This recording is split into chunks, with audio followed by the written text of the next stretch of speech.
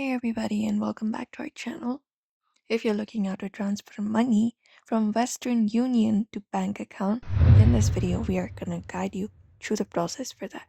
So without any delay, let's just dive right in and get started. So you can start by opening up Western Union and log in with your account if you're not logged in, and you can directly look out for the send money option in the top of your screen. After you do so, you just need to go over and select up your receiver's country and then the amount that you would like to transfer. So you can just go over and do so.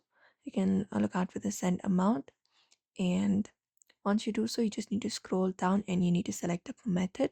How would you like to pay? If you want to pay online, you can use your credit debit card, instant bank transfer, Google Pay, bank transfer, etc.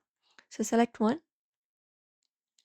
and you can even use rewards or promo codes if you want. You can do so and just go over and click on this option called continue.